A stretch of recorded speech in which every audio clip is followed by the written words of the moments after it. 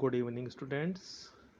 NCPCR राष्ट्रीय बाल अधिकार संरक्षण आयोग, national commission for protection of child rights,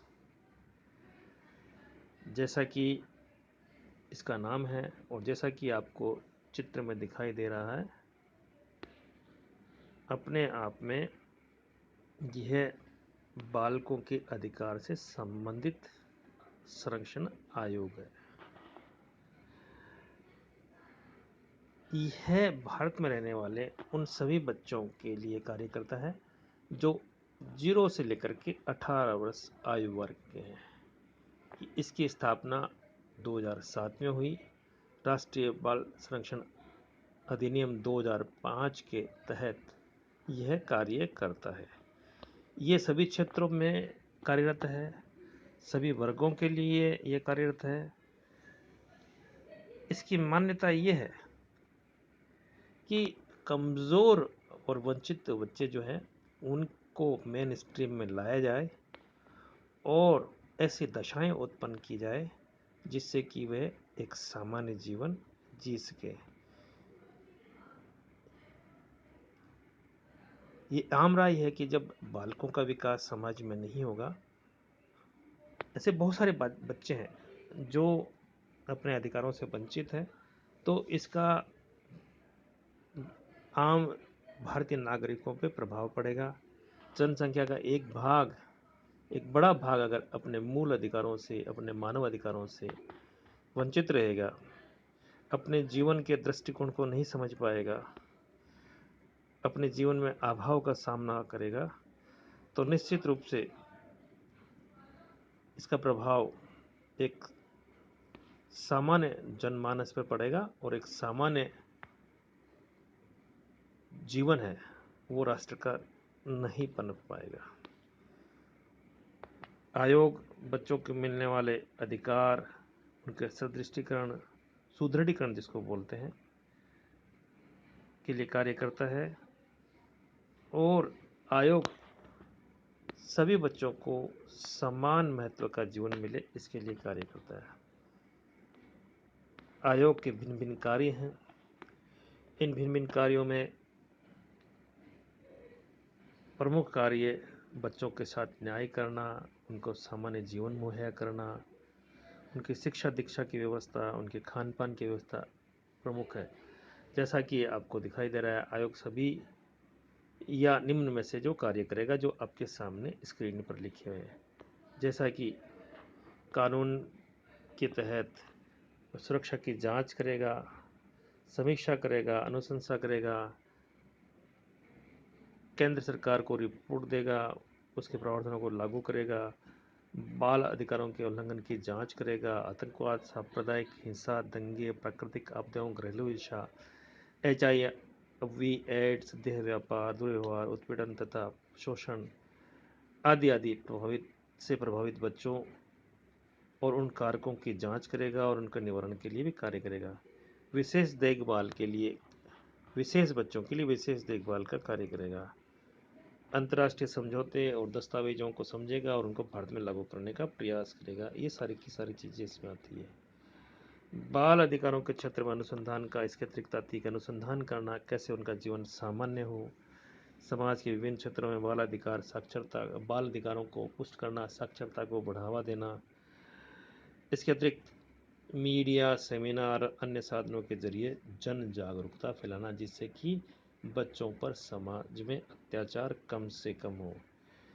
किसी किशोर हिरासत गृह या किसी अन्य आवास अथवा संस्थान जहां बच्चों को उपचार, सुधार या सुरक्षा के लिए रखे जाते हैं या रोके जाते हैं, जो केंद्र सरकार, राज्य सरकार के तहत आते हैं या किसी अन्य प्राधिकार के तहत आते हैं, तो किसी सामाजिक संगठन द्वारा संचालित संस्थान भी शामिल है की जांच करना या इसका आदेश देना कि आवश्यकता पड़ने पर उन संस्थाओं को उपचारात्मक कार्रवाई करने का भी आदेश देना। कई बार जैसे बच्चे रहते हैं, उनके साथ अच्छा व्यवहार नहीं होता, दुर्व्यवहार होता है बाल गृह में, तो ये सारी की सारी चीज़ें इसके अंतर्गत आती है। इसके अतिरिक्त बहुत सारी बातें हैं। बाल अधिकारों का उल्लंघन होने पर वो नोटिस भेजा जा सकता है, बच्चों की सुरक्षा तथा विकास के लिए उपलब्ध कानून का क्रियान्वयन न होना, इसके लिए वो राज्य सरकारों और संबंधित अधिकारियों को, संस्थाओं को निर्देश दे सकता है। बच्चों की कठिनाइयाँ कम करने वाले उपाय सुझा सकता है, दिशा निर्देश दे सकता है, नीतियों का निर्धारण कर सकता है। इसके अतिरिक्त बच्चों के अधिकारों को बढ़ावा देने के लिए आवश्यक हो तो समय-समय पर कुछ विशेष कार्यक्रम भी आयोजित किए जा सकते हैं। ये किया जाना चाहिए या इस संरक्षण आयोग के द्वारा किए भी जाते हैं। इसके अतिरिक्त बच्चों के मनोदशा को समझने के लिए मनोवैज्ञानिक माहौल बनाना, मनोवैज्ञानिक पाठ्यक्रम तैयार करना, मनोवैज्ञानिक स्कीम्स, नीतियों का नियमन करना और उनको लागू करना। इसके अतिरिक्त किसी मामले की जांच करने के दौरान आयोग के पास कोड ऑफ सिविल प्रोसीजर 1908 के तहत विशेषकर निम्न मामलों में जो है वो न्यायालय द्वारा कार्रवाई करने के सभी अधिकार होते हैं।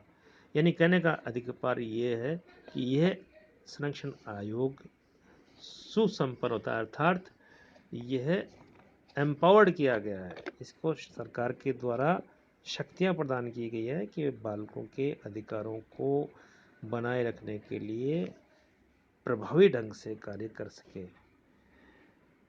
जैसे किसी भी हिस्से में जांच करना जहां बच्चों के साथ दुर्व्यवहार हो रहा हो,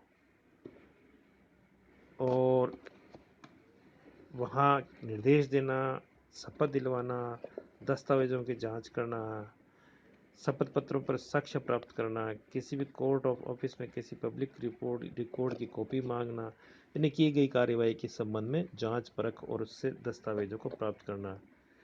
मजिस्ट्रेट से निर्देश का मतलब है कि मजिस्ट्रेट को कार्यवाही करने के लिए कहा जा सकता है, उसके पास भेजना, उसके ऊपर यानी उसके पास जांच की सिफारिश करना। जांच समाप्त होने पर आयोग के पास निम्न कार्य की शक्ति होगी: जांच के दौरान बाल अधिकारों तथा कानूनी प्रावधानों के उल्लंघन का मामला साबित होने पर संबंधित सरकारों को कार्यवाही या अभियोजन अथवा किसी अन्य कार्यवाही के लिए अनुशंसा करना।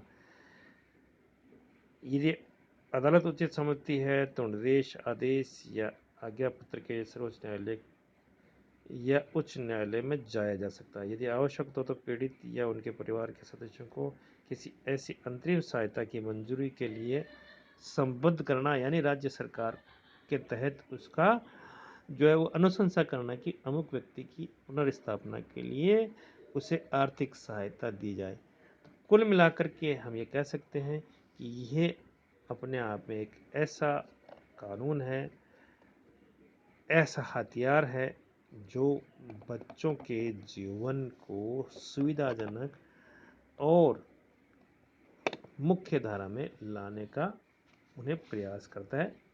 यह बात उनके संदर्भ में कही जा रही है जो वंचित क्षेत्र से आते हैं, जो मुख्य धारा में बालक बालिकाएं देश की नहीं है। Thank you.